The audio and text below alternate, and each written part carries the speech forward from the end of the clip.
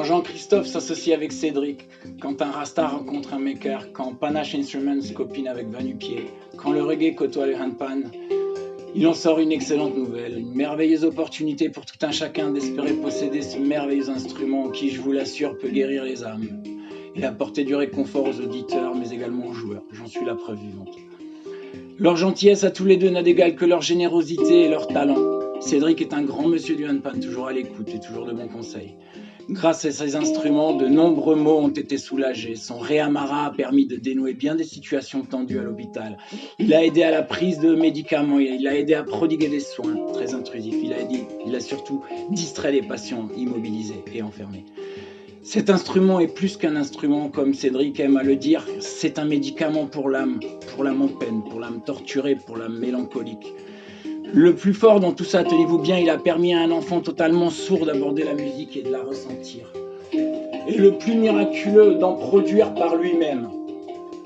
Bon, passons au deuxième protagoniste de ce concours, ce Kezia Jones du reggae français à la voix si particulière et qui a mis du baume au cœur à tant de voyageurs dans le métro parisien. Toujours si pressé, mais qui, lorsqu'il passait à la portée de ses rythmiques et de sa voix envoûtante, prenait systématiquement le temps d'écouter un petit morceau histoire de repartir avec la banane.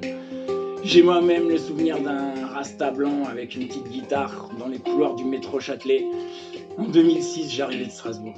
Ces deux grands de la musique française ont énormément de choses en commun, la passion de ce qu'ils font, l'humilité, la gentillesse, la générosité, la vraie.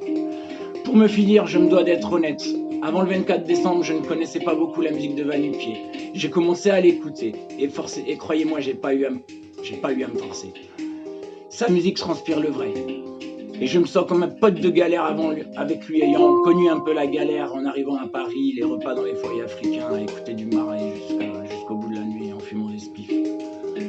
Alors je ne sais pas si je mérite plus qu'un autre de gagner ce superbe instrument, je ne sais pas.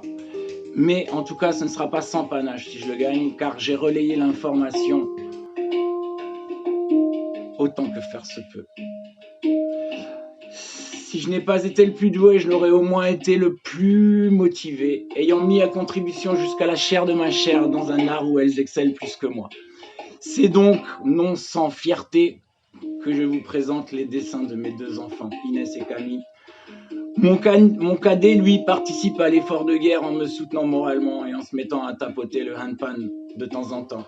Il avait presque trouvé Pirates des Caraïbes sur le Réamara avant que je n'en perde l'usufruit le 24 décembre.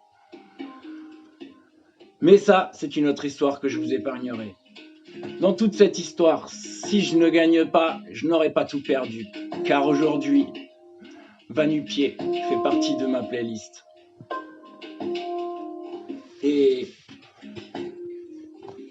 merci à vous pour ce concours qui m'aura motivé. Voilà, si je devais gagner cet instrument, il servirait, croyez-moi qu'il servirait.